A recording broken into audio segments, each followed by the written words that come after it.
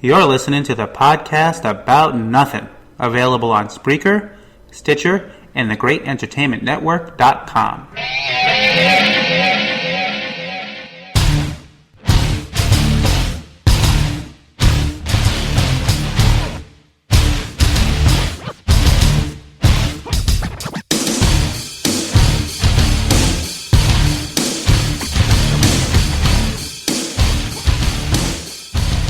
Welcome back to the podcast about nothing, and this time it actually means something when I say welcome back instead of every week, because it's been about a month since our last episode, and I didn't want to do this shit anymore, but I figured I got drawn back in by the people that got me into podcasting, Brad and Nikki, is it LaFratte?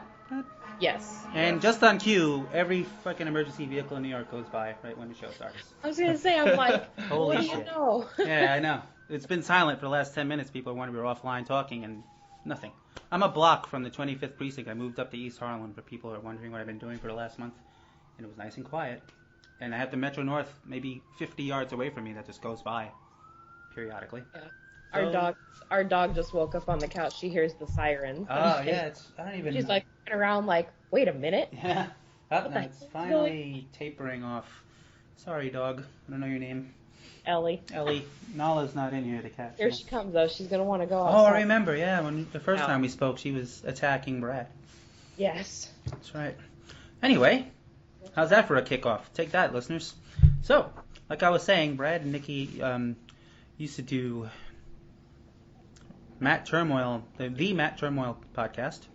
And I remember saying, that's the podcast I want to emulate, because I actually had a format and knew what they were talking about, unlike me and my wife Jessie when we talked about wrestling.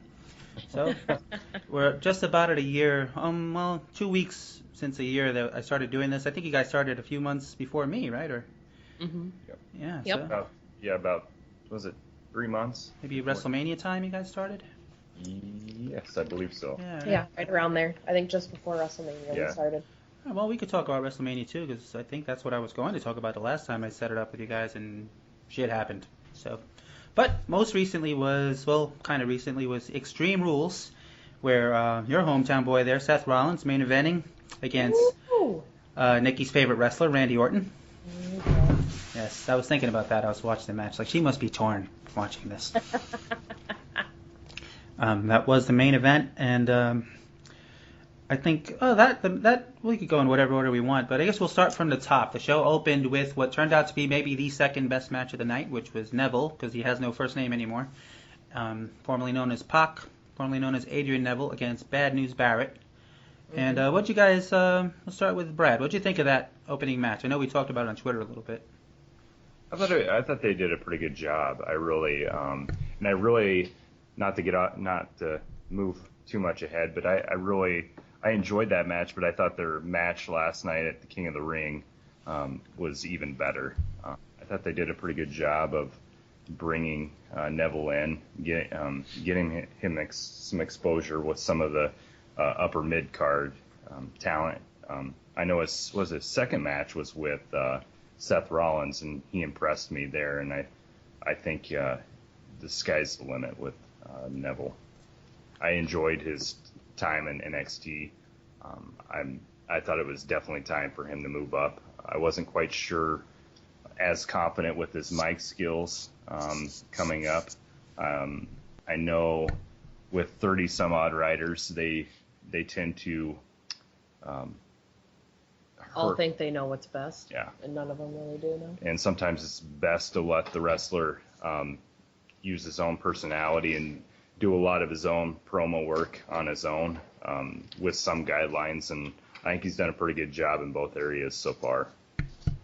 He's definitely improved since his first night talking that I saw him after he won the belt, I think, for Bo Dallas, compared to now. Like last night on the King of the Ring when he had that little promo with, can't remember her name, but he was comfortable. He didn't stutter, he didn't forget anything, and that just shows you how far he's come. What about you, Nikki? What do you think of how they've treated Neville so far? I'm okay with it. I really enjoy Neville. I think that he's got great potential, and I hope WWE doesn't basically fuck him over on, what his potential is, because, like Brad said, the sky really is the limit with him. The amount of talent that boy possesses is just absolutely insane. I was telling him, I'm like, it would have been really neat had he been around during the time where we had more high-flying wrestlers, to see some of the matches that they would be able to put on together, because I wonder about, I think he's got great potential to have wonderful matches, but I wonder, how great some of his opponents are going to be just from what we've seen lately out of wrestling.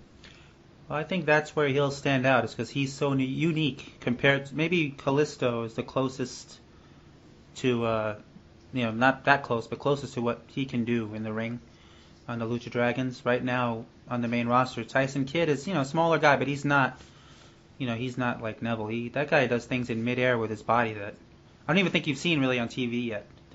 He's pretty much got a formula right now where he does that dive and, the red arrow, which I can't even figure out how the hell he does that. I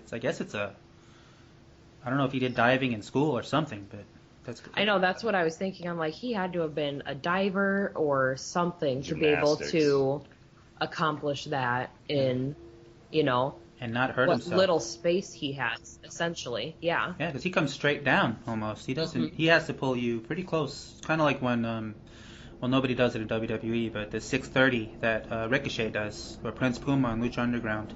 He's got to come straight down. He does 2.5 flips and lands on you with his back, and gets up and walks after he does it, like if he just didn't do anything. And Pac can probably do the same.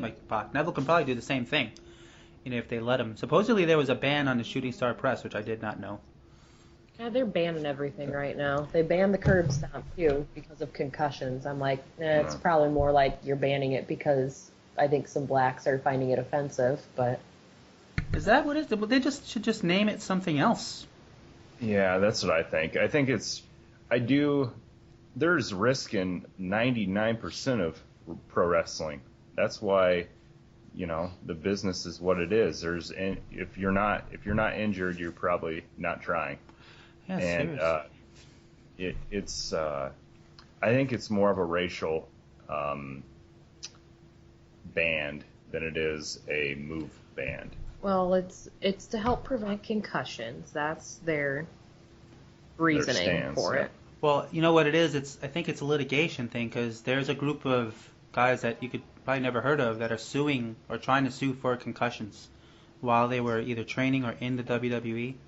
And for whatever reason, they've singled out that move as a move that can give you one, and they've banned it. So somebody can't come and say they took it and they want to sue you for it. But name a move that can't give you a concussion. Let's be real about this here. I mean, you're throwing yourself in the back of your head, and if you don't tuck your chin, there's a concussion right there. Yep. I saw Randy Orton. He was wrestling Triple H, and I think he just took a back bump. And when he stood up, this was years ago, but it's like yesterday for me. When he stood up, you see him, because the sledgehammer was in the ring, and it was a no DQ match, and he couldn't pick up the sledgehammer because he was probably seeing 3 of them. And all he did was fall on his back. And then he was out for like the next month because he got a legitimate concussion in that match. Kurt Angle, when he took the pedigree through the table at SummerSlam, I think it was, when he actually won the belt that night. I think he came back and won the belt against The Rock. No, did he? Well, he went through the table. It was a screwed up move. He was supposed to get rock bottomed, or he was supposed to get pedigree, and the table broke. And he, no, it was against Triple H, and he was out cold, but came back to the ring and ended up losing the match. And he couldn't remember doing it. And they ended up rewarding him by making him the champion, like not long afterwards. And that was just a freak thing. You can get a concussion doing almost anything. Yep, sure can. I mean, how many people throw super kicks? You throw one. Look at Goldberg. He gave Bret Hart a legit one. Ended his career basically with a super kick. Yep. DDTs. You take that. The way everybody wants to take it now is doing a headstand practically. Yeah. And that's a bad pattern. Stone Cold, I don't know if you guys listened to his podcast. He went off on... that's real safe. Yeah, I know, right? Let me stand on my head. But Austin went crazy because of Ziggler and Neville. Ziggler gave him that jumping, hanging DDT that he does. And yeah. Yeah, Neville spiked himself, but then 2 seconds later, it was like the move never happened. So you're complaining about that now? Where were you 10 years ago or in ECW when Raven and Tommy Dreamer were DDTing each other 30 times in one match, and then all of a sudden Raven would hit one and the match would end? I was like, what were the other 29 that this one wasn't? Why all of a sudden did it end the match? They together, that feud destroyed the DDT all by itself. Yep. I think it made it a headlock or something. But anyway, we're digressing. I don't even remember we were talking. Oh, concussions. Yeah. So now Seth Rollins can't do the curb stomp. I don't know if he's going to keep his newly crowned SKO. I think he calls it. That's what he beat Orton with. But we were talking about Neville. There you go.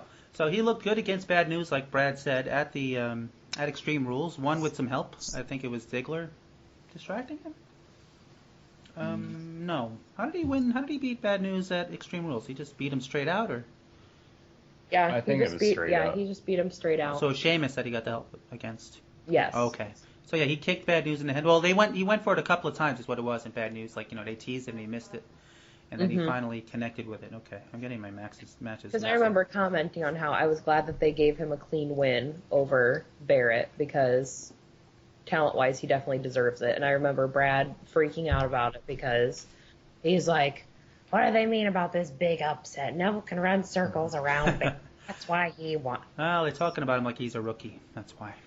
Yes. Yes, in the WWE's mind, he's only appeared for 3 weeks. 3 weeks ago, he didn't exist before, and at least they mention NXT, and they talk him up even when he loses. That the announcers are, people don't appreciate it, but they're actually protecting him on the mic, saying how good he did even when he loses, because people were crying a couple of weeks ago when he lost to Dolph, and I don't know who else he lost to, that he was getting buried.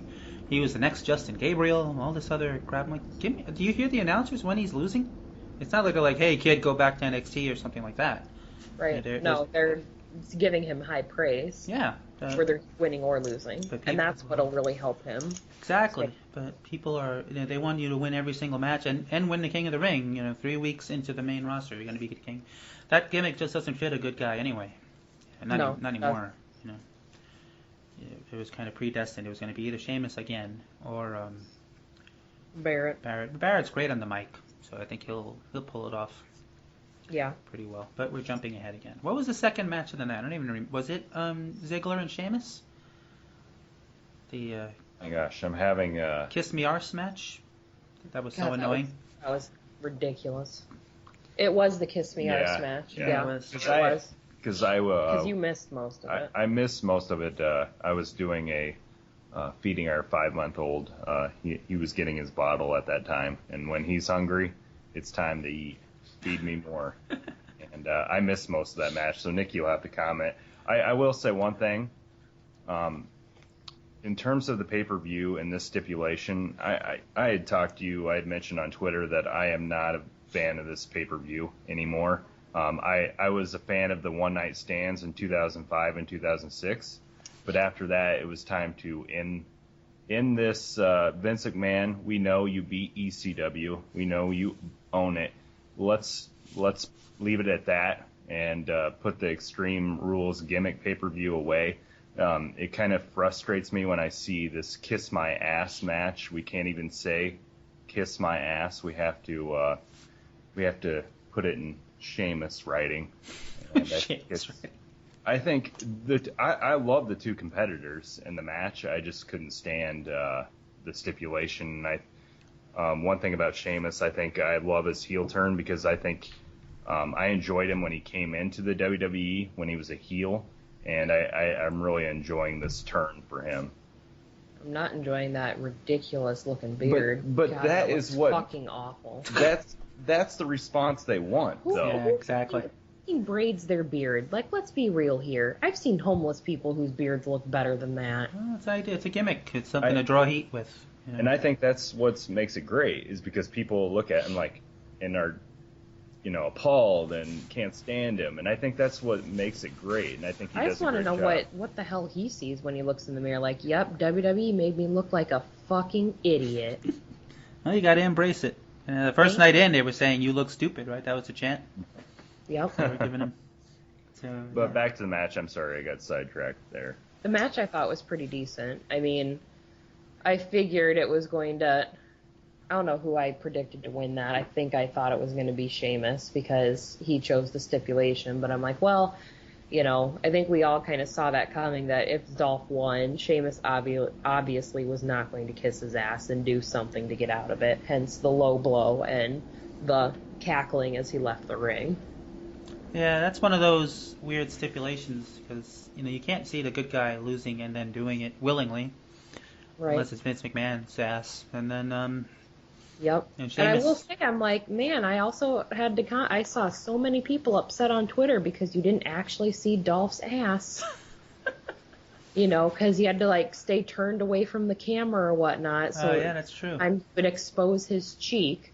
I saw plenty of comments about that. Going, what kind of bullshit is this? We don't even get to see Dolph's ass. Oh well. Wait until Dean Ambrose is in a kiss my ass match, then you'll. Oh God. There'll be an avalanche of female tweets about his butt cheeks. Speaking of Dean Ambrose, I saw a meme on Facebook where his eyes are all in, he's a titty master. Yeah. And Renee Young is in studio, and he's up on the screen, and his eyes are just staring her down. Well, they're a couple in real life, right? I believe. Him and Renee. Huh. Yeah. You learn something new every day. Yeah. That's why everybody was joking around when they were on stage together. Way to go, Renee. At least, that's what I hear, or what I've read. I don't know if it's legit or not, but because he's one of those that's never online. He doesn't tweet, he doesn't Facebook, he doesn't do any of that stuff. But he made a comment in an interview saying that people need to leave her alone, asking about him. So I think that was the only way he ever acknowledged it. That they were dating. Stop asking her questions about me or something. But he is not an internet person. No, this is true. But I didn't realize. That loves him, because Lord knows I see him all over the internet. Oh, yeah. He's got that Han Solo look. That's what he reminds me of, like a young Harrison Ford type face anyway. Yep. Unless, I don't know what the hell he does to his hair, but he looked better when he just slicked it back when he was in the Shield, and now he has this, I'm crazy, so I don't brush my hair look. Yep. Running around. But he reminds me of, I don't know if he's emulating the guy in New Japan, Shinsuke Nakamura, I think his name is. He does the same thing where it looks like he has Tourette's coming to the ring, making all these weird faces and everything. Yep. And I was like... And his facial expressions during his matches just crack me up. Yeah, it's so awkward, but I think he's always done that, so it's not a new thing. I mean, when he was in CCW, he did that, and I don't know, but Nakamura does similar things. Better over-exaggerate than to under-exaggerate, I guess. I suppose. I mean, most guys, their expression never changes in the ring, so at least you can tell what he's thinking. When you look at his face, other guys are like robots. Yes, I think actually his match with Luke Harper was the third match on the. Yeah, wasn't it? It was the third, and then it took a break and came back. I think a match or two later. Actually, no, that was the first match. Yeah, he opened the show because. Right, they opened the show, and then like 10-15 minutes in, they drove off and came back an hour later. Right, after the tag match. I also recall seeing, because I'm a part of this Facebook group, that they just, reading it just kind of cracks me up, some of the comments. It's like I'm in college and I still watch WWE. I joined it when I was in college, and I still watch WWE. But, like, I just love watching their comments. Like, someone had commented, they're like, how about for this match, the winner has to actually wear wrestling gear? Because both of them are always wearing jeans and beaters to the ring. That's what I called it, I think, a week before. Loser has to wear regular gear match or something. Yeah. I mean, it fits Luke Harper because he's supposed to be some weirdo from the swamp, but I don't know why Dean Ambrose just never... He wore it in whatever it wasn't NXT at the time. I think it was Ohio Valley or Florida, whatever they called it. But he wore tights. FCW, I think it was. Because there's a match on YouTube where he wrestled CM Punk and he had a regular wrestling gear on. Right. But I don't know. Doesn't crazy guys don't wear wrestling clothes? Apparently, you just wear jeans. And, hey, wrestling is overrated. Works for him. It does. Mick Foley. There you go, Mick Foley. Well, Mick Foley had the Mankind gear though. Yeah, that's true. And then you just can't get over that freaking plaid shirt. If I ever meet him in person, I'm just gonna rip it off him and stomp on it on the ground. I'm so sick of it. Talk about milking something. He's like a cliche of himself walking around. And his daughter is, I don't know, it's like a human Barbie doll. His daughter Noelle, I think her name is. Yeah. Yep. He must feel like really awkward just seeing the reaction to her online. Oh, I'm sure. Yeah, if that was my daughter, she'd be in the basement in a cage. I wouldn't even let her outside. Yep. Yeah, I see she's very popular with the men. Yeah, she is, and she's not shy. I mean, she doesn't say anything provocative, but she doesn't, she shouldn't have to, but she doesn't shy away from the attention. Yeah. I saw on Raw, I I saw a guy stand up. He's probably like 40, and he had a sign that said, had her name. What is it? Noelle. Mm-hmm. Will you marry me? Oh yeah, I saw. I think it was the guy Zach McGibby. Ross, he tweeted the picture. Yep. Yeah. So if you're Mick, you're like, holy shit. He's an older guy. Yeah. Well, Mick Foley's wife is very attractive. You know. Some people like those younger models. Yeah. And she's only 21, 20, if that. I don't even know. She's young. Yeah, she is young. She just, I mean, her mom was like a model herself, or looks like one anyway. Tall, you know. I don't know where the blonde hair came from. Neither one of them had blonde hair, but she definitely got her mom's looks. Hey, our son's blonde right now. Neither one of us have blonde hair. There you go. Recessive genes. That's what it is. Well, somewhere. Somewhere along the line. He's rocking. Shout out to the Metro North going by right now. Wow. Have to soundproof this thing or something. At least I don't have the church across from the wall like I used to have. Those freaking bastards. So, as Nikki pointed out, it was the second match of the night, was the Chicago street fight, and they took a powder and drove off in a car for about an hour, and I thought they would see like them fighting in a supermarket or something like that, but you just didn't. Which would have been fabulous had they done that. Yeah, Stone Cold Booker T style, you know, but you didn't see anything, and they just appeared again later on. They were like, hey, let's drive back to the arena, and they did, and Dean Ambrose single-handedly whooped the ass of the New Day, but speaking of the New Day, they had, I guess, the match of the night with Cesaro and Kid. New tag team champs. That's right. And heels finally. And, I mean, that was just, the crowd was insane. Well, you got to figure the Chicago crowd, they're going to go for Cesaro and Kid anyway. Right. And the WWE actually took a hint this time around and did the old double turn type of deal where, I mean, they never announced anybody's a good guy or a bad guy anyway, but right. You could see just by the way they were working that the Cesaro and Kid were I guess they're the, I don't like taking credit for stuff I don't say. So it was Jim Ross, and he was saying that nobody knows how to be a heel anymore. They're just cool. And as soon as you start acting cool, you're not a heel anymore. And that's Kid and Cesaro. They're just too cool for their own good. Whereas the New Day, people hated from the second they came on screen, so it just worked out. Yeah, this is true. I will say, though, I do have to applaud Big E. He has really found his voice with this whole New Day church gimmick that they got going on there. He did. And because there was a couple of times where he did promos with that evangelistic priest voice. Yep. And it just didn't fit. So now he does it ironically, I guess. Yeah, and it totally fits. Yeah. I mean, no joke. If I was, I'll admit I've never been to a, black evangelical church before, but damn, that's what I would expect to be hearing and seeing when I go there. I mean, that's what's portrayed on TV, so I can only imagine that's what it's like. But I know, the African American patients that I take care of, oh God, they're quite passionate. Yeah, well, I mean, he does a good job, and in the ring, I mean, it's not like he was ever really lacking in the ring. No. Neither was Kofi. I'm just interested to see Kofi actually cheating. I mean, he pulled the tights, but I'm hoping he has a mean streak, when the time comes. He needs to get an asshole streak in him. Yeah, or they don't just play the oblivious good guys, or the guys that... He went to Iowa, didn't he? Yeah, he did. Yeah, he did. So he's, from Iowa, I guess. Oh, is he? I don't think he's from... College-wise, he's from Iowa. Mm-hmm. Yeah. I don't know where Kofi's from. I think Kofi worked at, Staples or something before he became a pro. I'm serious. He used to write the catalogs. Kofi went to Boston College. Yeah. I know. So. But he did an interview, I think it was on Art of Wrestling. He was saying he used to be the guy that wrote the Staples catalogs. And his wife was like, you should try this wrestling thing. He's like, okay, and here he is now. Yeah. Look at him now. Yeah. He's kind of I mentioned this the other night when we were watching Neville, and that was part of my gripe. Was I hope he's just not a super athlete that they're just throwing into matches to, put someone out there that can go. And that's kind of how I felt with Kofi for a long time. He not the whole entire period he's been in the WWE, but for the most part, I think he's just a guy that's very athletic, which is no disrespect to him, that can just go out there and, have some really good spots and matches just to entertain people.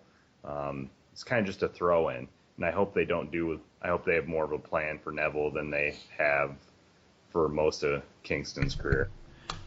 I think what they'll have with Neville, because it looks like they're just sliding him into whatever Daniel Bryan's spot was going to be, like the underdog guy. But Neville's got that insane physique. So if you're Vince McMahon, you're looking at him, and Vince, supposedly his knock is that Daniel Bryan looks like a regular guy walking down the block, whereas Neville looks like an action figure.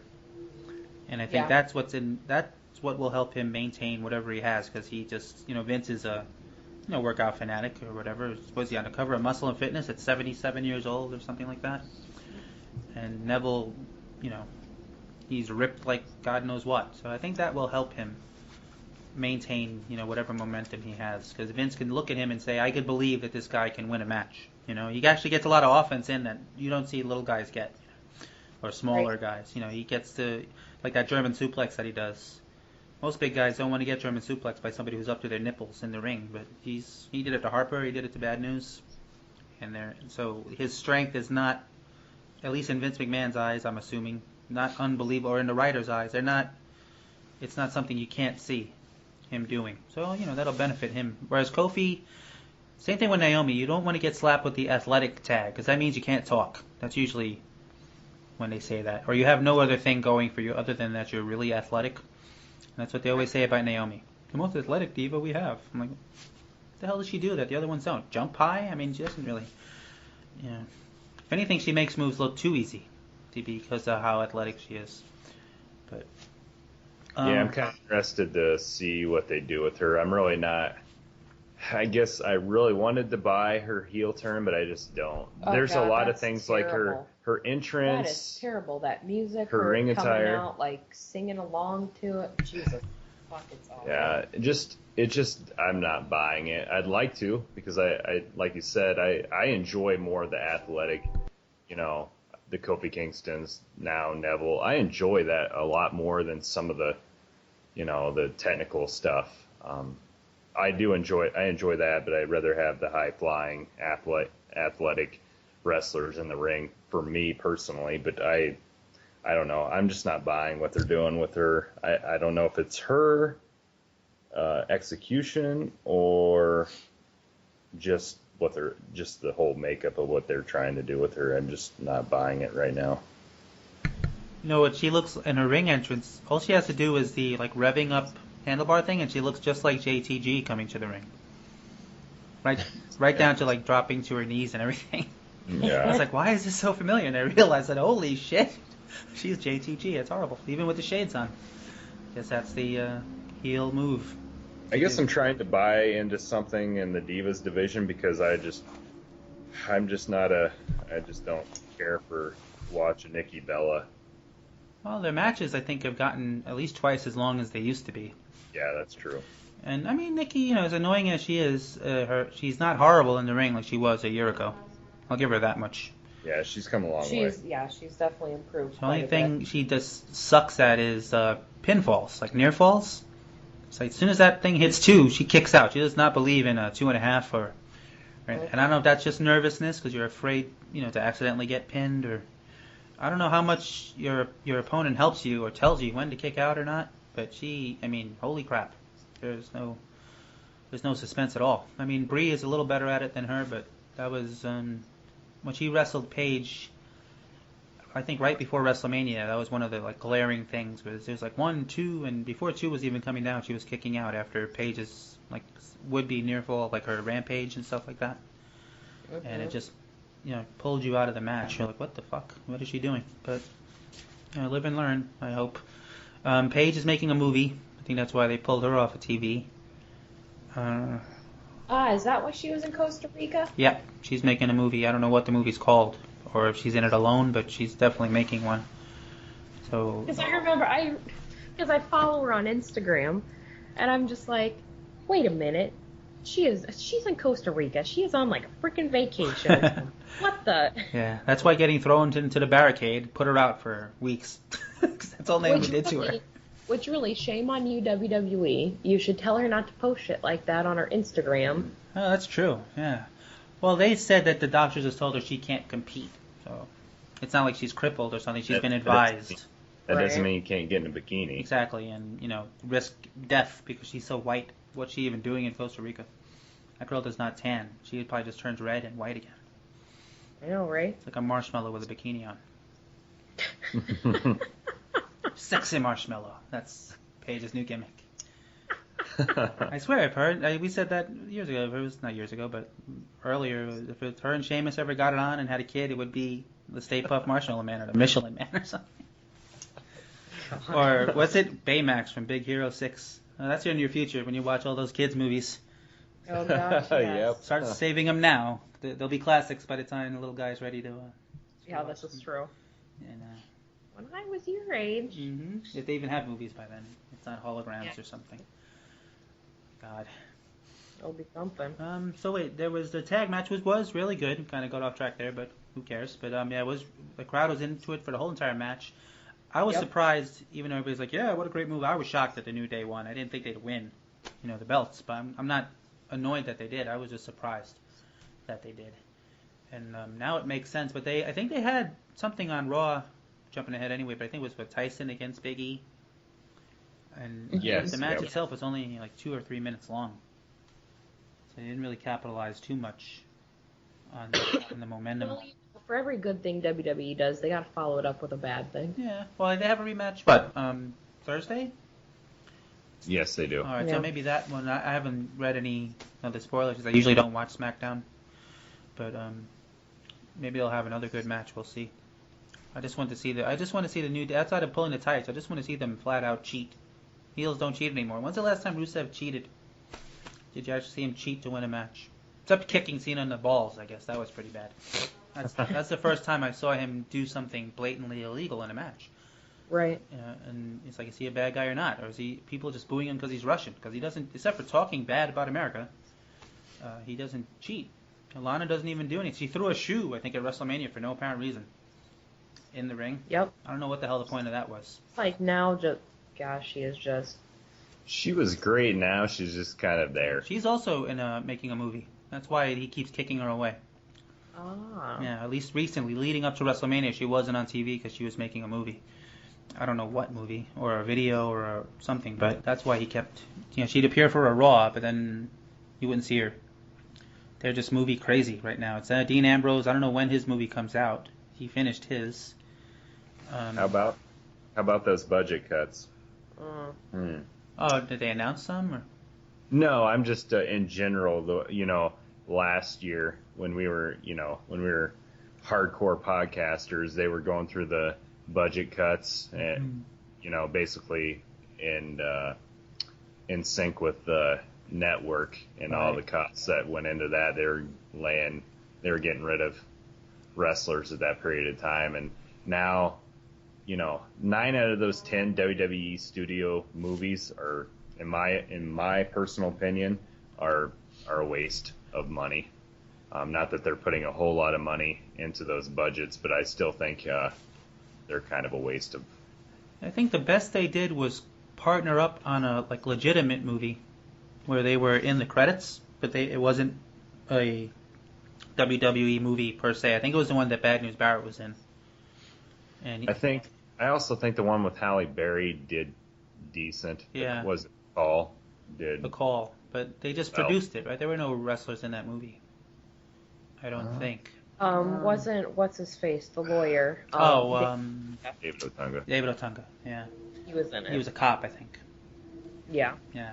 But other than that, there was no one. Yeah, I think there was that one, and there was one with Bad News. I can't remember what it was called. I think it had Colin Farrell in it.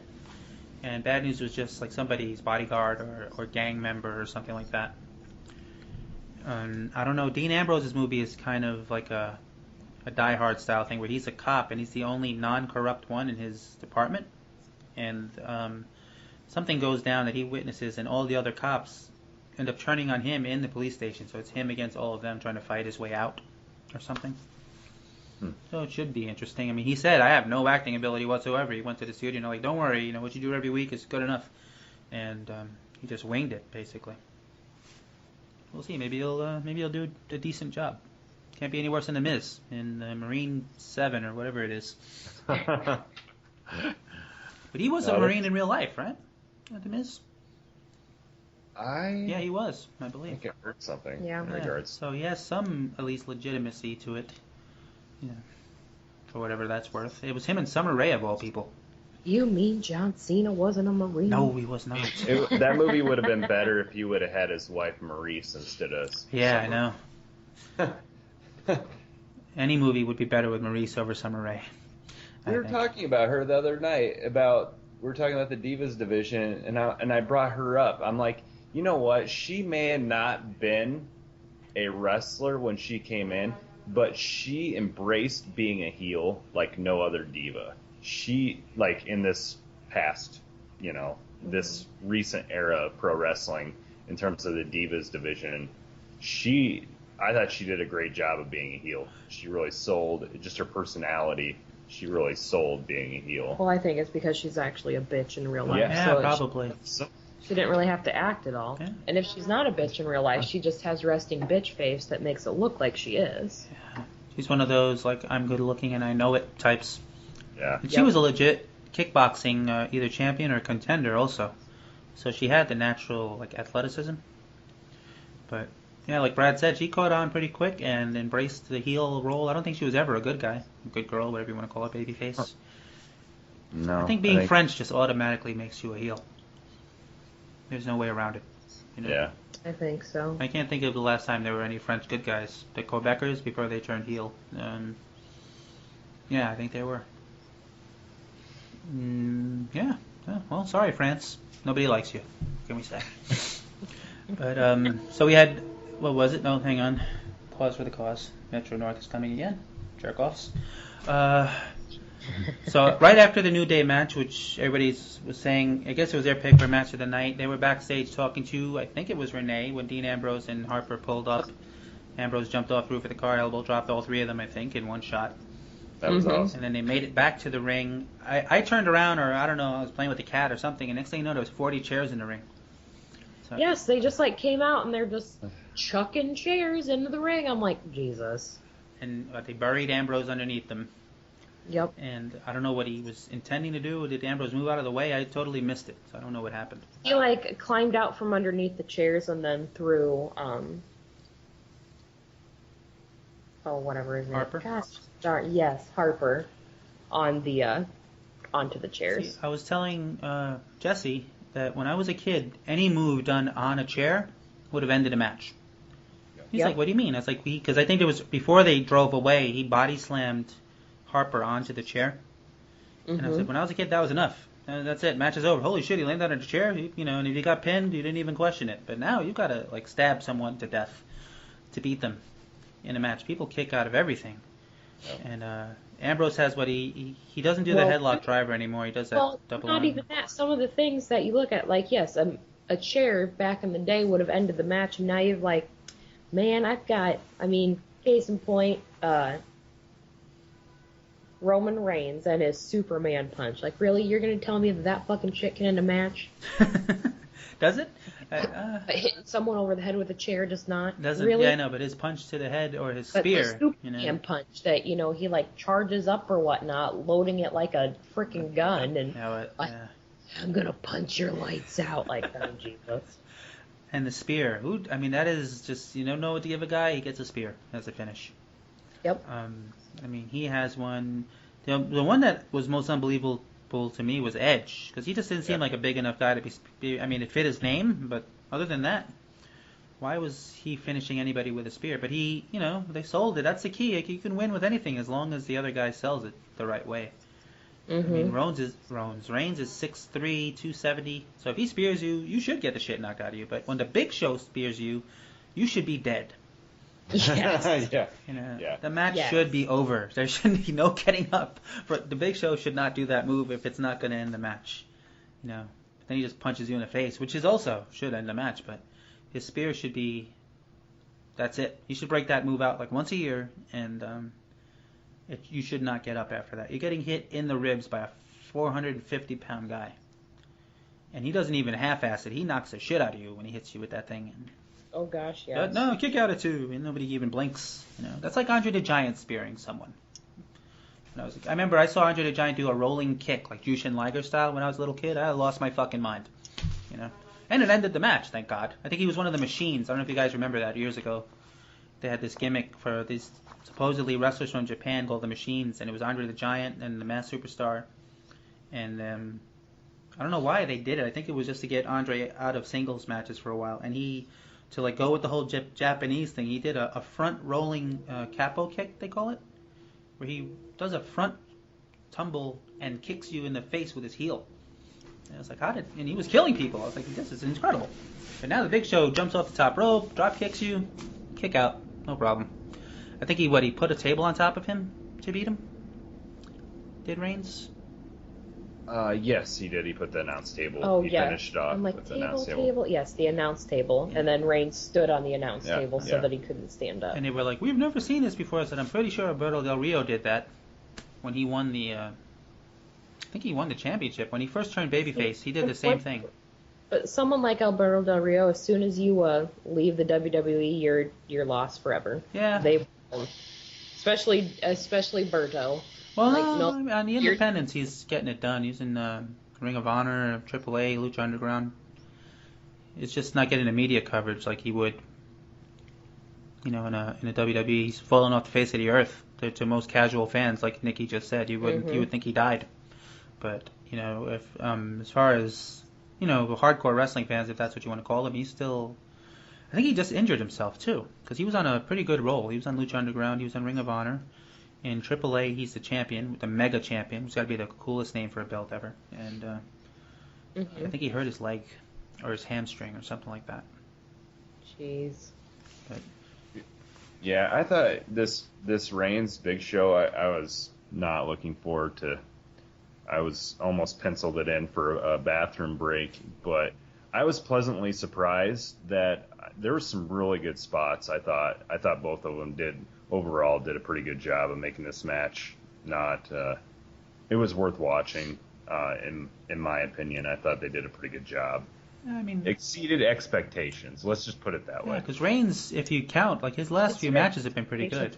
Very low. Yeah. Well, that's true too. It was like a bell curve to it, but I mean, he had a good match. Well, you got to consider his opponents. He had a good match with Daniel Bryan at Fastlane, whatever the fuck that is, and then against Brock, that was a good finish anyway. I mean, most of the match was Brock kicking the crap out of him, but the ending was good.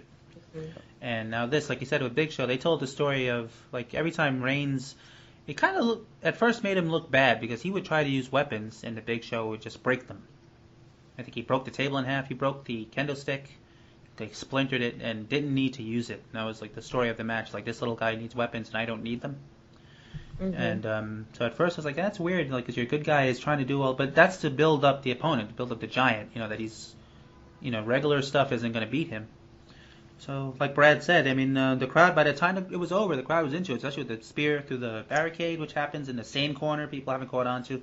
But don't stand in that corner and you'll be okay, If not, you're going through the barricade if you're standing by the timekeeper.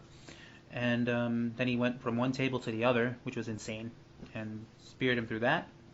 And then he flipped the table over the long way. When Alberto did it, he pushed it straight over. I guess, I don't know how to put it, vertically, like from the middle of the table. Whereas Reigns did the... And I thought he broke Big Show's leg, because his leg was sticking out when he landed on him. I was like, oh, shit. That's... But I think that was payback, because somewhere during that match, Big Show did like a Vader bomb, I guess you want to call it, or Jack Swagger, if he's still around, when he, runs into the corner and holds onto the top rope and comes down. But when Show did it, it looked like he kneed Reigns in the gut. And I was like, wow, Reigns is finally selling something. It's because he legitimately got kneed by a 500-pound guy, springing off the top rope. So that looked brutal. Some moves big guys just shouldn't do, But like Brad said, that was surprisingly good. It wasn't horrible. The fans were into it by the end. And I don't know if that was before the Divas match or not. Might have been. I don't know if there was a buffer, or was it just Bo Dallas getting his ass kicked, I think is what it was. Yeah, it was Bo Dallas getting his ass kicked. Yeah, Ryback took care of him. Okay. I was hoping Bray Wyatt would save him. I think that happened on Raw. Well, not save him on purpose, but... Right. He would come out and basically save him, but not for the purpose of saving him. Yeah, because they would be such an odd couple. Even though they're brothers, but they don't mention it. But yeah, they're just a different breed of people. With Bray Wyatt and Ryback are kind of two of the same breed, where they've just they start to push them, then they back off, then they start again, then they back off, just this back and forth thing. I think right now they're trying, the way I read it, they're trying to do something with Ryback, and this might be Ryback's, well, going back to, didn't he have a short run with CM Punk? Yeah, they didn't know what to do with him. Now it's a problem. Yeah. But now I think they're trying with Bray Wyatt. I think they're trying to actually give him something meaningful to maybe give him that push, maybe up to the upper mid card. That's just my feeling right now, and I think he'll eventually get there. I could see maybe someday them putting maybe the U.S. title on Ryback or the Intercontinental title someday down the road. Yeah, it's but gonna be someone's got to away. beat Cena for it first. That's true. I just don't see how do you go from the Undertaker to Ryback? If you're Bray Wyatt. I don't know. That's just my feeling. I think it's more for Ryback than it's not for Bray Wyatt. Yeah, definitely not. For Ryback. Because Bray's promos, I've never really liked them anyway, but he's just coming off as somebody who does a lot of talking and then doesn't deliver. When the time comes, he loses. Mm-hmm. Lost to Cena, he beat Ambrose when they had that feud, if you want to call it that. And then they were building him up for the Undertaker, and then he just talked and talked and talked for weeks. Undertaker never said anything, just came back, beat him, and left. And that was the end of that. Since WrestleMania 32 is going to... It was funny during WrestleMania how much exposure they give to Dallas and being in Jerry's Dome down in, what I call it, Cowboys. Is it Cowboy Stadium? Yeah. That is going... I have high expectations because I think they're going to make a big deal out of 32, more so than the hype for 31. I think 32 is going to be a pretty big deal because I think we're going to see Undertaker's last match. We were just discussing, and I kind of threw out, I'm like, they have this Andre the Giant Battle Royal now. Maybe I don't know. This is just winging it. Maybe he goes out and wins that on his last hurrah. I don't know. Because I don't know who his opponent's going to be. That's the problem. They have to start... They don't think about it early enough, but they had to put 100,000 people in that stadium. Yep. I don't know how much it seats on a football game. How many can you fit in there? Any idea? It's over 90, or about 90, I think. So with the floor seating and whatever stage they build, it's going to be close to, if not 100. And they've got to come up with some kind of special attraction. I think they're leaning towards Triple H and The Rock as one of them because of what they did this year. Ronda Rousey's not a guarantee to be involved in that match. Who do you put her against? Well, Stephanie, I would imagine. That's who I thought, but I'm like, you're not going to get... I don't know. Because, Stephanie, for everything they say about her, is actually in decent shape, athletically. So could they put her in could they make a special circle, like... Well, no, Ronda is a huge WWE, mark. She loves wrestling. So she'll have a match in a regular ring. I think it's a question of how do you not have her... But Stephanie McMahon will have to have everything stacked up in her favor. Kind of like years ago when Shane first wrestled X-Pac. I think it was WrestleMania 14 or 15. And you were like, how's this even going to... She's going to have a ton of props with her. People helping her because you can't have the UFC champion that beats people in 12 seconds last more than a minute against Stephanie. So it's either going to be like one arm tied behind her back or a cage, like Brad just said, or a weapons match, something along those lines. I know they're going to make it seem like Stephanie has no chance, and then either she thumbs her in the eye 2 seconds in, or I don't know. But that's if she even does it. She may not even be in the match. But I don't know if you could bring in one of Rousey's opponents that she's, taking care of, Mm-hmm. Like she's taking care. I don't think she's lasted in a match. Well, she's got those 3 other fighters with her, the 4 horsewomen, they call them. Yeah. And one of them was just in ROH, Shayna Baszler, in the corner of Red Dragon, Kyle O'Reilly and Bobby Fish. And she's, also a huge wrestling fan, so I could see her having her with her. And maybe her screwing Ronda over, trip her. Or, something like that, I could see and that. Say she's training Stephanie or something. And then it's just Stephanie running for her life for the whole match. Until she finally gets armbarred. Because that's what people want to see. That's what they wanted to see at WrestleMania 31 was her in an armbar. And they didn't do it. Yeah, I'm kind of interested to see what they're going to do for Undertaker's. I don't know. I don't know. I kind of mentioned them making more of a bigger deal of people of that battle royal and putting some more meaning into that, and him winning it, going out, I'm the best big man in pro wrestling, and winning that battle royal. Because I'm just trying to figure out who a singles opponent would be, and I just can't. I'm like, maybe him entering that battle royal and winning it and making it more meaningful. See, to do that though, you'd have to put a lot of other, if they have any top level guys in with him. Otherwise, it'll just look like him winning a squash match against a bunch of bums. And it's like, how do you, unless they all work double duty that night, how do you make it, so that it's a meaningful win? He's also very, traditional. I mean, I don't know the guy personally, but I don't think he intended on coming back when he lost to Brock. That's why he lost. The rule in wrestling is you lose your first match and you lose your last match. Very few people have bucked that trend. I think Trish Stratus was one of them. She won the belt in her last match, and it wasn't her idea, but very like Steve Austin, he went down to The Rock in his last match. Ric Flair, the list goes on. But so the Undertaker, I can't see him. It's either he gives it up to some new guy. That's why they really screwed themselves by having him lose to Brock Lesnar when they did. Especially if he was going to come back again. Yeah, that's why I can't think of any. Maybe Kane, just for a nostalgia thing. Yeah. We were also talking about Goldberg's mentioned a lot lately. He wants to return for at least another match, and I can see WrestleMania. This would be another attraction that would help. Him and The Undertaker. That would be a big match, actually. And they're both mixed martial arts fans. We also said, we're also wondering, is Sting going to come back for one more go around? This would be another. I wanted to see Goldberg and Sting, personally, but Vince isn't going to put WCW attraction, an all WCW attraction at an event like that. Yeah. At least I think he would. No, I don't think so either. I'd love to see that. That would be a good pairing. Did they ever have a one-on-one match? WCW, I don't know, I think they did. But people don't realize that when The Undertaker was Mark Callis? Mark Callis.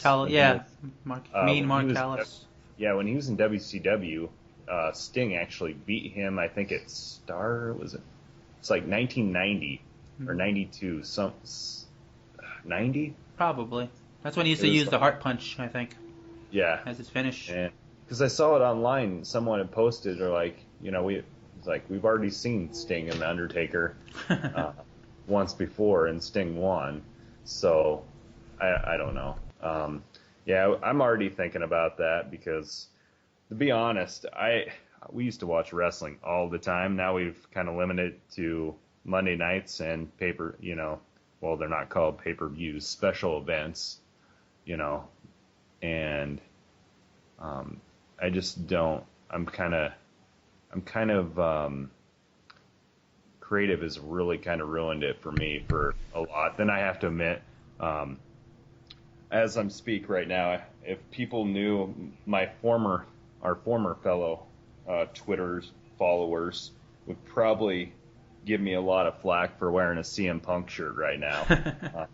I remember when not to get off on a tangent, but I remember when I shut our other Twitter account down because I had one guy personally attack me for retweeting something CM Punk had retweeted. And I'm like, we're all, and that's what's great about pro wrestling. There's no right or wrong answers. It's all just an opinion. And we're all entitled to our opinion. And I'm still a CM Punk fan. But I also see the other fans that absolutely can't stand him. He turned his back on the world. I totally understand that, but I still support him, and I still enjoy. I'm looking forward to his UFC fight. I hope it ends somewhat well. Right now, you could probably hear our dog pounding her tail up against the wall, and I apologize for anybody listening to this podcast, but that's kind of I don't know where I was going. That I lost my train of thought. Maybe you can help me out, Mark. I was rambling on. I'm trying to think.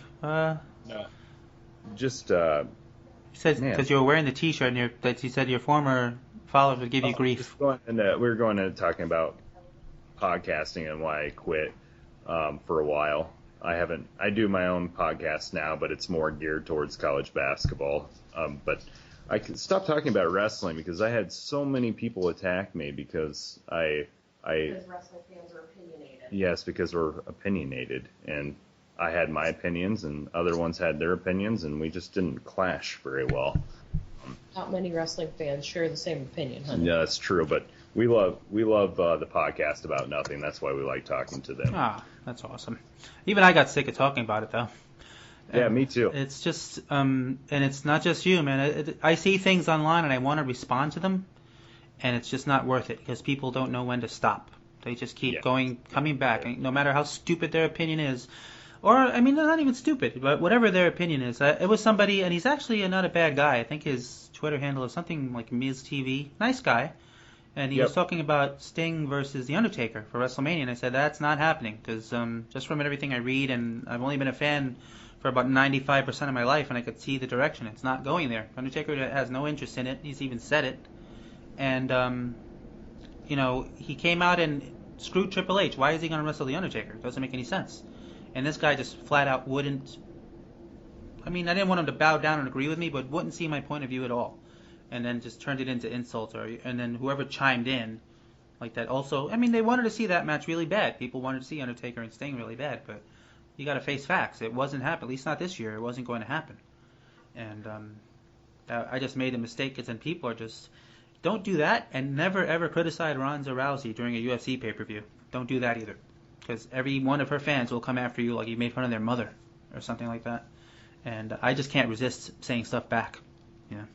It's just they make it too easy, some of them. Yeah, my whole thing with Punk is people wanted to criticize him, but he was also, people don't understand that when you're wrestling and you're hurt all the time and you're asked to continue to wrestle, you're probably going to be a very irritated and pissed off person to have to show up to a job that you're asked to do something. If either you or I had some injury, legit injuries, we would get time off work and wouldn't be forced to continue to work under labor laws. I don't know. I just got in a big. My thing was not creative. It was just his physical condition. It wasn't. I don't agree with a lot of things he did, but I also don't agree with a lot of the ways that WWE management decided to manage him. Yeah, the only problem I had was he kind of, like with what you just said, contradicted himself because he would go on to say he's an independent contractor. He could do whatever he wants, but yet here he is hurt. And he can say, hey, I'm hurt. I'm an independent contractor. I'm staying home. But his own stubborn wrestling mentality was like, you work hurt. You still come in. You're the champion. You set the example. So you can't have your cake and eat it too. That was the only part I didn't agree with. I think it was called pride. Pride, yeah. And I think him being a independent guy like a Cesaro or a Daniel Bryan for their entire lives, I think he was trying to, hey. Well, there's a dog again. Junkyard dog. I think it was called I'm going to show you up in spite of myself, kind of like you said. It's very hypocritical. But that's kind of how I'm kind of one of those pride people, and that's why I relate so much to him, is I feel like I'm kind of the underdog type of person. That's why when I started my podcast, that's kind of how I felt. I was going to, I'm a nobody, but I'm still going to prove people wrong. I'm going to put out a product that people are proud of, and develop. I'm not going to beg for followers. I'm just going to gain them through positive relationships and putting on a product that wasn't shit, which it still was shit. But I gained built a lot of contacts and relationships through that process. I think so when we that was my relationship. Yeah, when we started out, I think you guys already had like 900 or maybe 1,000 followers, and I was like, I have no idea how the hell they pulled that off. Because I mean, even now, I think I just hit the 500 mark or something like that. And like you, I don't ask for them. And some people do those, like, you follow something and you get 500 followers just for following somebody else because they retweet you and all these bots follow you. And yeah, I don't do that either. But yeah, it's definitely it's weird. I feel like if you have a wrestling podcast, it's wrestling fans are very good about following other people, and as long as they're not one of those. I have to mute a lot. Once I got my personal account right now that I have, it's just my personal. It's like my Facebook. I only have 25 people that I'm friends with on Facebook. It's more of a personal thing, and that's kind of why I follow people back now that follow me. That's kind of my policy, unless it's some creep or just a spam account, basically, a robot, basically. If you're real and you follow me and you're not super annoying, I'll follow you back. It's kind of my policy. It's just kind of a way to build relationships. Even if you don't know the person, it's kind of a positive thing to do. It's just kind of my policy. I most of the time I'll follow people back, but then I'll like silently unfollow some of them that just post some of the like worst crap you'll ever see. A lot of racist stuff. I don't realize, some of the people, and I'll just stop following them. And maybe it's harmless. It's just the way, and a lot of younger fans, just the way they type or tweet, just gets on my nerves. I'm like the grammar police or something, and I just end up stop following them too. Yeah, I use them. Instead of unfollowing, if it's really bad, I'll unfollow. But if it's just annoyance, I'll put on the mute button. So I'm not unfollowing, but I'm not getting the constant, if you retweet, you're going to get so many followers, that kind of stuff. I'll mute it for a while, then I'll unmute them, and if it continues, then I'll unfollow. It's kind of how... I got to try that. I don't think I've muted anybody. Yeah, I just found that button, and I just recently got a smartphone. I've moving up in the technology world as of late. So, and I think now that I pay more attention to, I've always been I love college basketball, but I've made that more of my focus. I spend more time focused on that information on Twitter than I am pro wrestling, and if it's anything with pro wrestling, it's just humor. I don't mean to be annoying, but when I talk pro wrestling, I just use a lot of humor. My interactions with you are, I just love the shit that you put out, so I use humor in response, because I feel a lot of our opinions towards pro wrestling are very similar. So I use a lot of humor in my responses. I don't know if you picked up on that.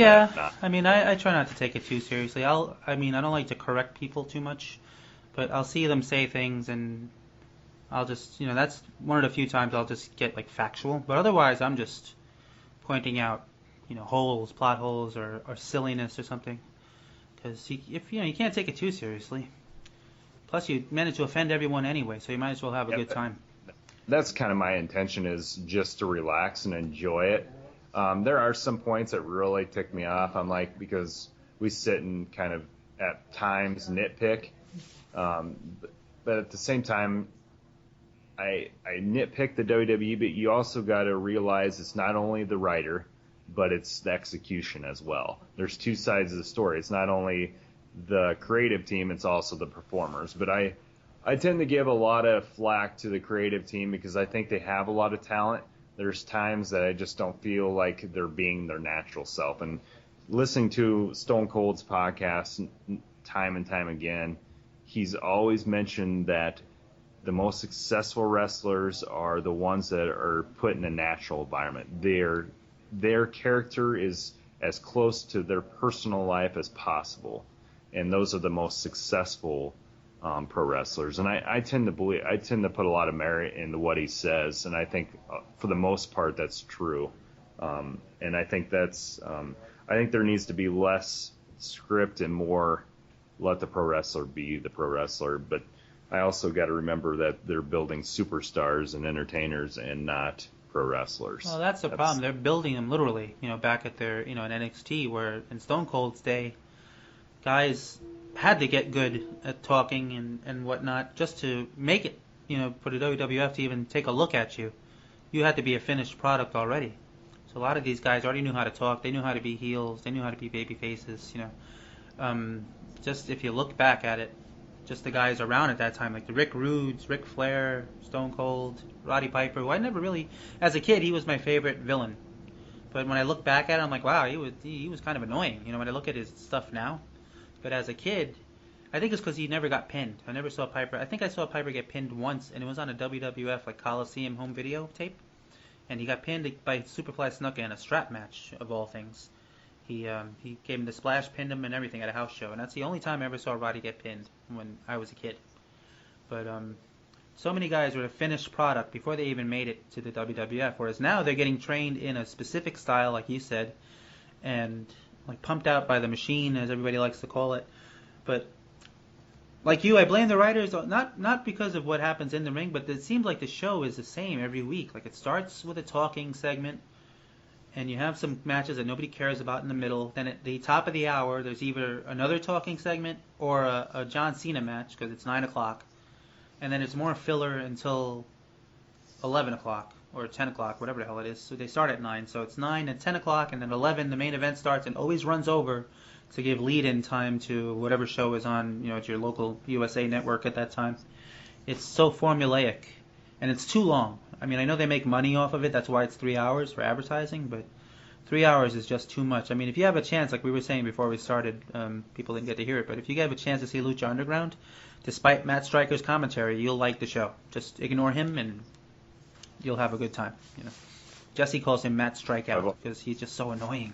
But he makes Vampiro, who has no commentary experience, sound great because he's just something about him that's so phony. I don't know what it is, and it's couldn't be further from the truth because he loves pro wrestling, Matt Striker. He's like the biggest fan in the world, but he tries too hard to show you how big a fan he is. Like, tries, I don't know how to describe it, but he just gets on my nerves. But that show is great. It's only an hour. Usually has 2 or 3 matches. There are never any commercial breaks during the matches. And you'll see shit there that usually you would only see at like a PWG show or like an indie show. The moves. They don't restrict anybody from doing anything.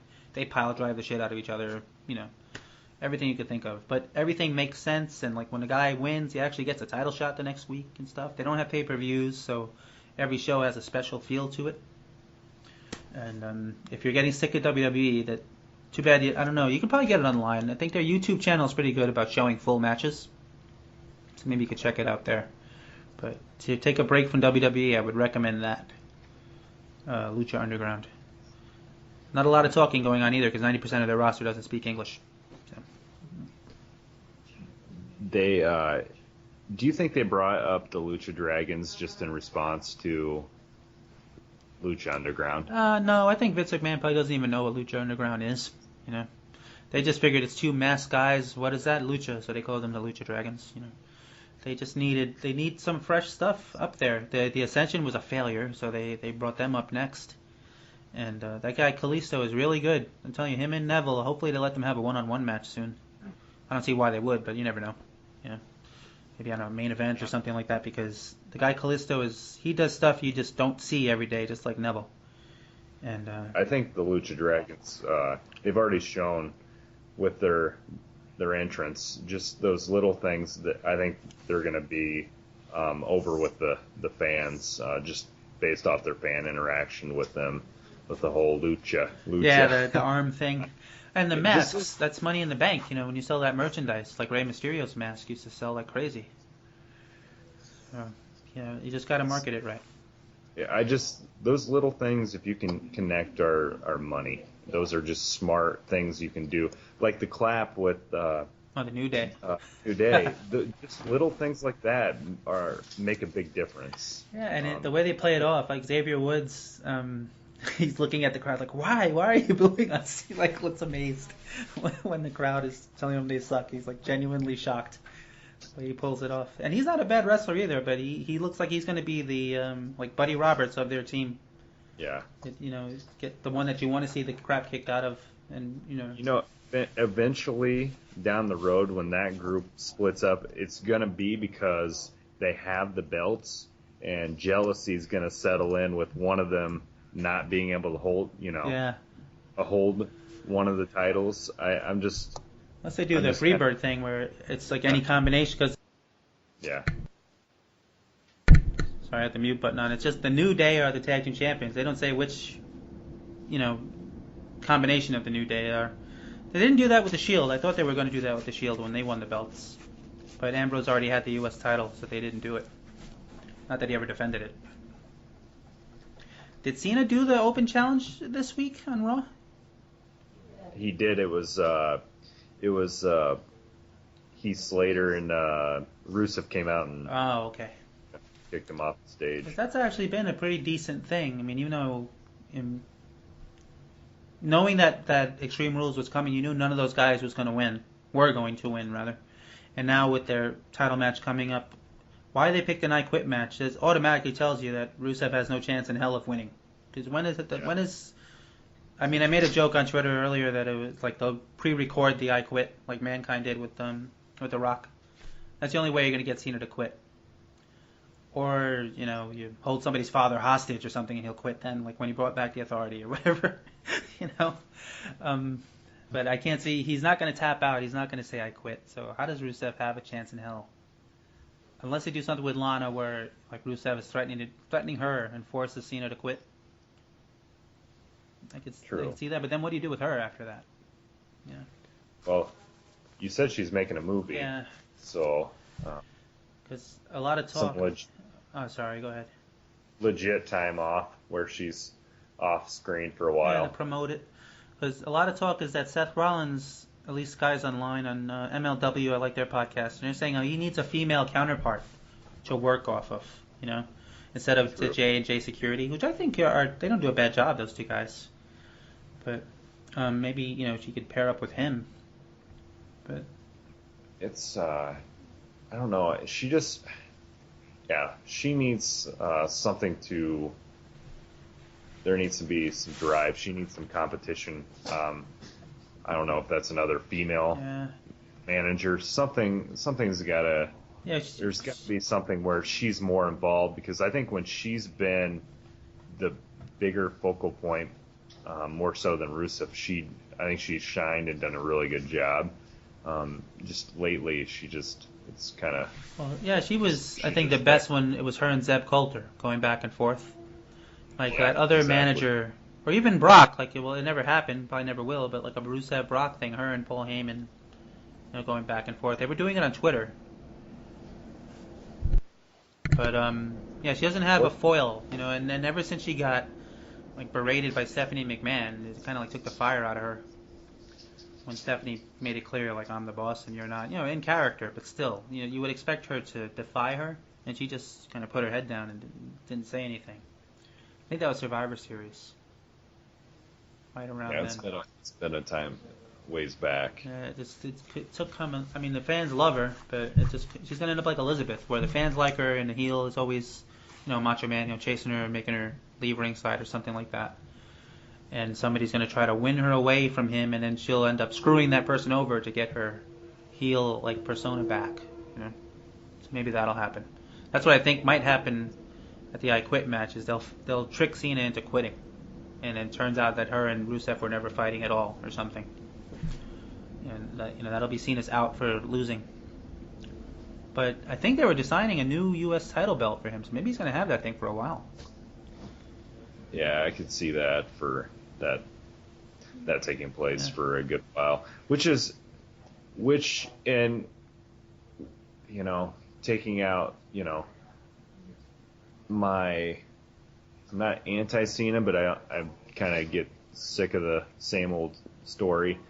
But in all sincerity, I think this is the best thing they could have done for this title, was to revive it, is to have him have it. And then I thought the same thing for the Intercontinental title. It wasn't in as in worse shape as the U.S. title, but I think having Daniel Bryan and John Cena having those two mid-card belts, the two top money makers in the company to have those belts was nothing but good for the titles and their, prestige, I guess you can say.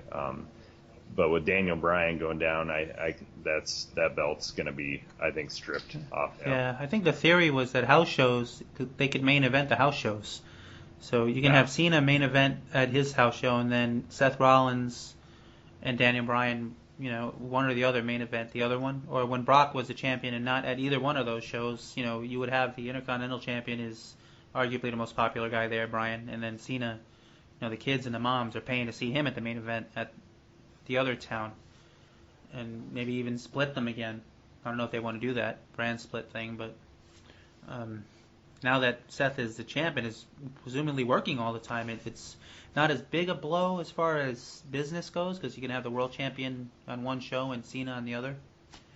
But it's a shame for Daniel Bryan, because he finally got, climbed back from, the injuries and all that just to have this happen to him. I'm not even 100% sure what happened to him. I think we were saying earlier it might be a concussion, or he re-aggravated whatever the hell was wrong with him to begin with, which I'm not sure. A pinched nerve in his neck, I think, or he had, I think, Tommy John surgery, or a form of that, which he tried to put off for the longest time, which was just stubbornness on his part, and he tried to not have that, and then that didn't help things. But, well, before we go, because we've been going for a while, but King of the Ring, we touched on in the beginning. Neville had a really good showing, and then we had Sheamus and Neville. Ziggler came out with the God forbid you get distracted in the WWE, because WWE wrestlers, if you get distracted, you're going to lose. They're not professional enough to ignore their surroundings and survive. Either ring music or a guy talking on stage, and that's it for you. That's the most effective finish. Especially that ring music, that'll get you every time. That's the best finisher of all time. It's like a 99% success rate. Yeah, all you got to do is play the music. You don't even have to come out, and you're going to lose. Yeah. It's amazing. They're and it's not even my joke. It was Disco Inferno and MLW. He said they've conditioned fans to think that their athletes are so stupid that they can be distracted by music and pinned, and it's not even a shock anymore. When it happens. And allegedly, that's one of Vince McMahon's favorite finishes, because he thinks it protects the wrestler. No, it doesn't. I think it does the exact opposite. Hey, it just makes you look like an idiot. But it happens so much. Well, I don't know. Ziggler just did it kind of with Sheamus. At least Neville kicked him in the head on his own, didn't roll him up. And hit his red arrow before he did it. And then he had R-Truth. And all fairness, R-Truth, but just having him advance made it no suspense whatsoever if Bad News was going to go to the finals, Yeah, we knew that. I was just getting a kick at it. I was hoping that we'd get rid of water spiders and all the spiders. I hate spiders, but Jesus. Yeah, I think Nikki was getting a little annoyed because I was on the R-Truth train. I was being a smart ass, basically. Which I said, I'm like, get off. I'm like, really? He's not going to win. But he's going to get rid of spiders. No, he's not. He's going to get rid of spiders.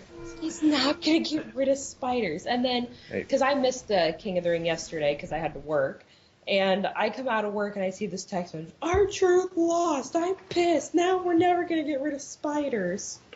Yeah. Like, oh, I was really bought into this theory that we were going to get rid of all the arachnids on planet Earth, but that didn't happen. So I was a little frustrated for a moment. I did the opposite. I put a picture of Arachna-Man from WCW and said how stoked he was that Bad News won. Yeah, I was glad Barrett won this tournament. I think I'm glad that they acknowledged the King of the Ring. But like I said, this format would be I would have loved to see this in a pay-per-view format like it used to be, and all the entire tournament was on a pay-per-view. There was a build-up for a month, and there was a couple other matches. Maybe Seth defended his title at the pay-per-view.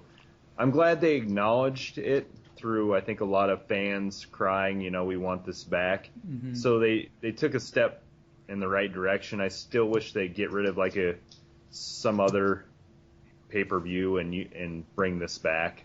I just me personally, growing up, this is one of my favorite pay-per-views was the King of the Ring. I think tournaments in general are just popular, Yeah. but because you get to see a lot of different guys. yeah, that you don't see wrestle each other, and that was a chance to see baby faces like face each other or heels face each other in a tournament.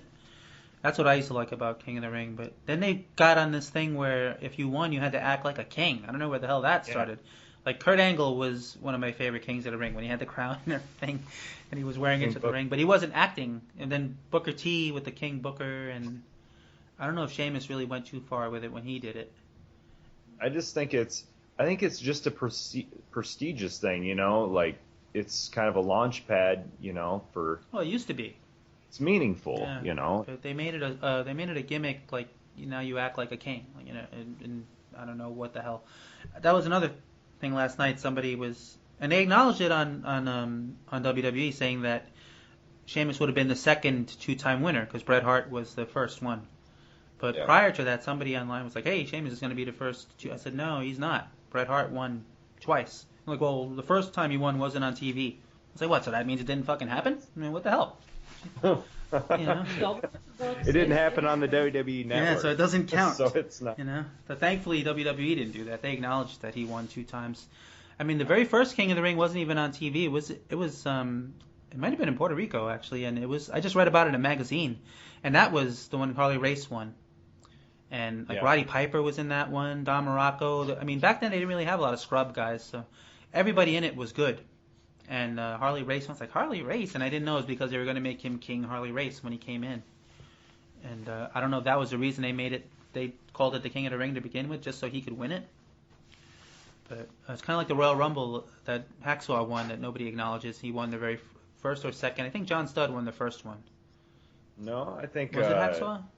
Yeah, he won the first one. Was that 80, 85? Yeah, and then I know John Studd won maybe the first pay-per-view version. Because he came in at number 27. He was the first guy to come in at number 27. And he was a good guy for like 10 minutes. And that was one of the things that put him over as a good guy was winning the Royal Rumble. And that didn't last. But back then, it didn't even dawn on me until just now. I think the King of the Ring was meant purely to make the character King Harley Race. Go figure. You know, so not much has changed. They built it up afterwards. Like Owen Hart was great as the King of Hearts. And Booker T apparently caught a bunch of shit just for saying that Owen Hart can't fly like Neville can, which is true, you know. Why he should have to apologize for that, I don't know. But people are like, oh, that was a horrible thing to say about Owen Hart. So what was the fucking truth? I mean, he went off the top rope a lot, but not like Adrian Neville does. You know, there's like no comparison. But he felt the need to have to come out and apologize for that. People, I don't know, everything is an attack. You can't have an opinion anymore. Yep. That's definitely true, especially in this. Yeah, well, I don't want to end on a negative, but what do you think, before we wrap it up, how do you think they'll bring Brock Lesnar back? SummerSlam, most likely, and I don't know. I have no clue. Yeah, I mean, he's got to have a rematch with Reigns, you would assume, and Rollins down the road. Yeah. He's kind of set up as a babyface, because Stephanie suspended him. You know how much my wife loves Brock Lesnar. I know. Remember that? Yeah. That's one of the reasons I think we decided. I had a pregnant wife, and she's very hormonal anyway. And when it came to Brock Lesnar, we couldn't have a conversation. It was always F this, F that. I hate Brock Lesnar. I wish he would die. Yep. That was our conversation. We never really had a conversation. That was just, it was her blowing off steam. Brock Lesnar is a fucking worthless piece of slime that is, oh God, it fucking sickens me. And as you can see, some things never change. That's great. I don't really care for him a whole lot, but I don't usually go off. So, I don't know. I think, like you said, I think there'd be most likely a triple threat match. Yeah. I think it'd be there's probably a very small chance he'd come back and he'd start a program with anybody else. Because I think he's only there. He's only going to work when he wants to work, and it's only going to be revolving around that WWE title.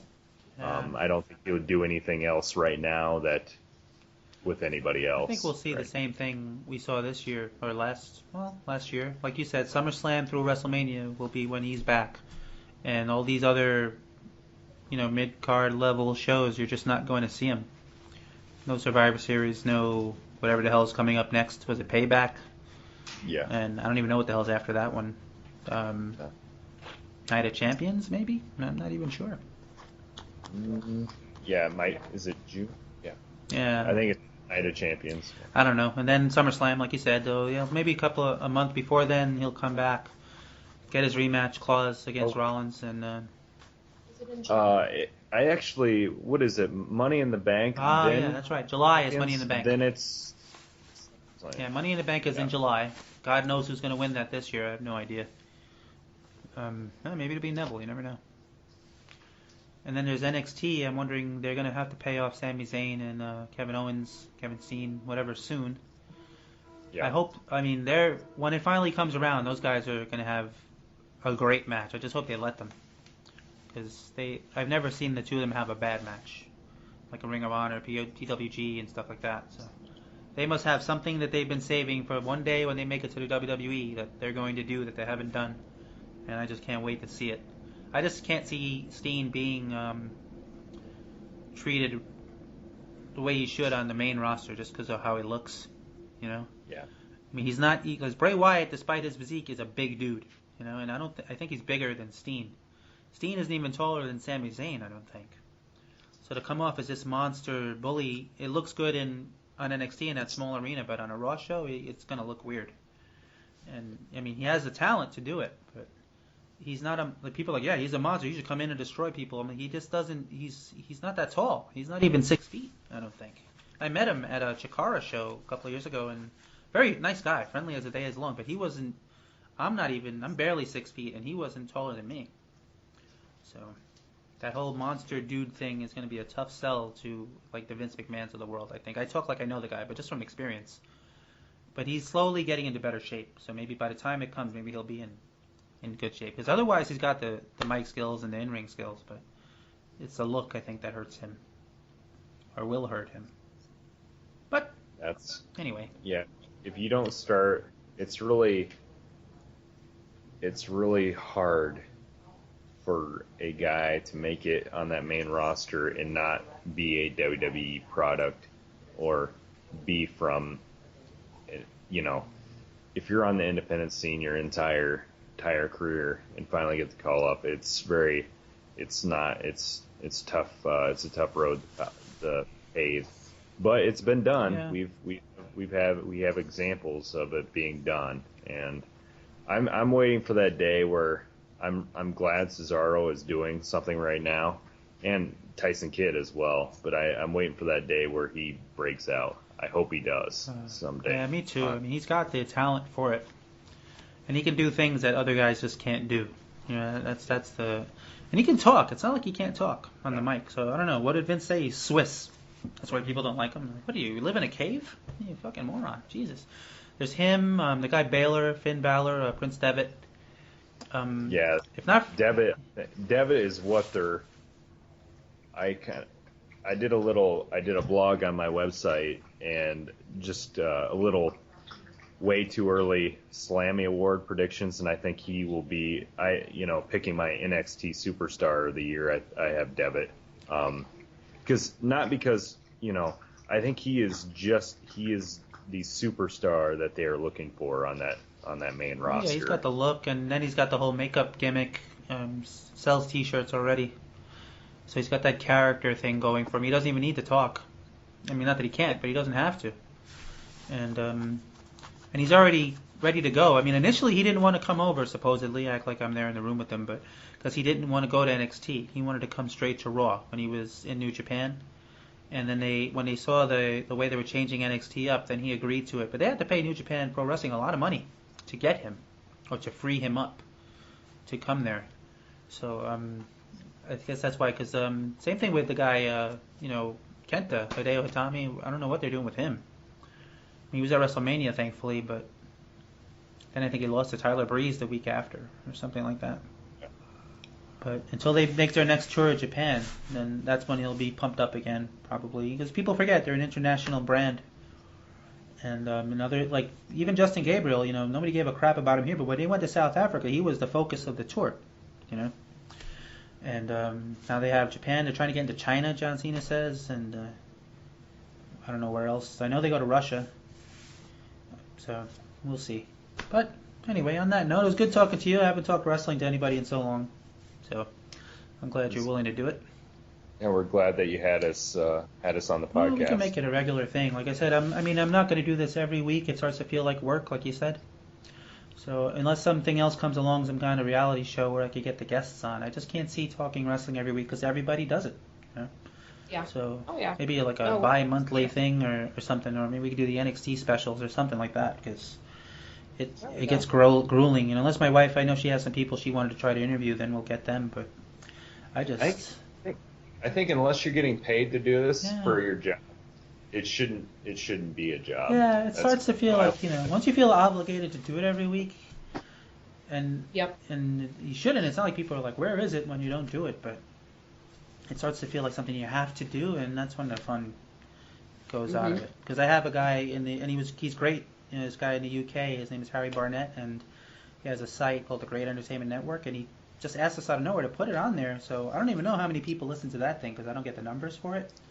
But when I look at my demographics, you see people in like Switzerland and the UK, the Philippines, all these other places listening to it, and especially after the King of the Nerd show, it's like internationally.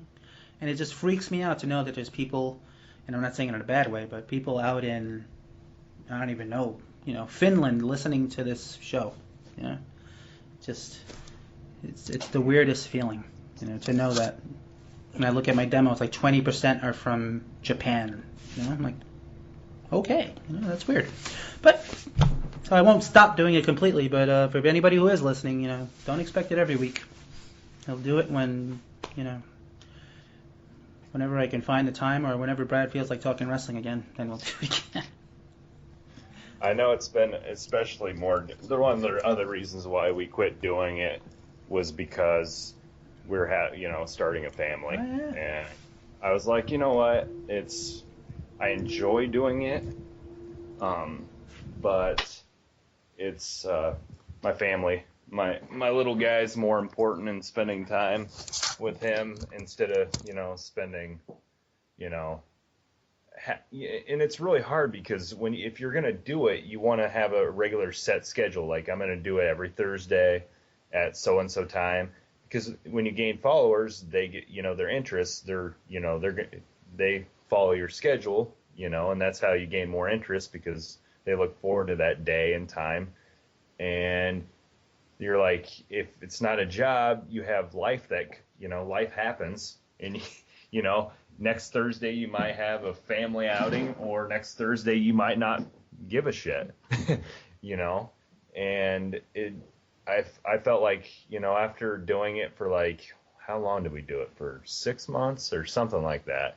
Every, once a week, it became kind of tedious, and we were just regurgitating a lot of information that, because the WWE doesn't, a lot of things happen, but it's really not changing a whole lot if you look at the grand scheme of things. So we just felt like we didn't need to talk about it every week. Then we just got lazy and we're like, you know what?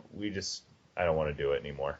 So then I started my own website because I like to write, and I started my own podcast, and I did it for like a month. Then I've just been I do this Throwback Thursday feature where I throw back some old podcasts that I did with my other couple of friends that when we had a basketball radio show. And I just throw some old podcasts and once a week I'll write something up on my website and I'll throw it up. But I don't have a schedule. I just do it when I feel like it. It's not when I have to. Like we said, as soon as it feels like work, that's it. The fun is gone. Yeah. But, even then, here we are. So it's not like we totally despise doing this. Don't anybody get the wrong idea.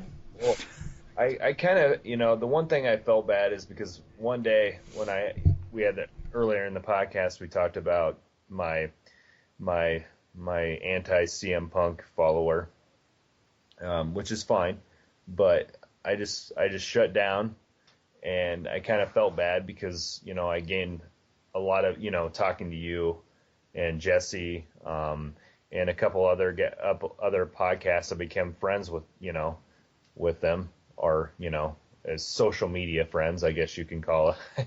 In that realm, people you felt comfortable and enjoyed communicating with. I just I kind of felt bad because I kind of just fell off the face of the earth like my favorite wrestler and just disappeared. I kind of felt bad with the relationships I built through social media with some people, but at the end of the day, I know if they enjoyed my work, we could reconnect someday like we did tonight, and life is good and there's no hurt feelings. Well, that's a good thing about guys. We can go like months without speaking, and when we do, we're like, hey, what's going on, buddy? Whereas women, sorry, Nikki, if they stop talking to each other, they're like, bitch, and you don't even know why you hate each other. But guys, we have such short-term memories that we don't care. So it's not a big. Yeah, I plan on trying to reconnect here. I meant to do it, but I've been busy. I just started my new job this week, so. Oh, good, congratulations. Thank you. I've been busy with that transition and a child. I'm like, I got to make a point to reconnect with some people because I enjoyed their podcast, enjoyed talking wrestling with them. So those are one of my points of emphasis this weekend is trying to reconnect with some of those my Twitter followers. Well, hopefully you do.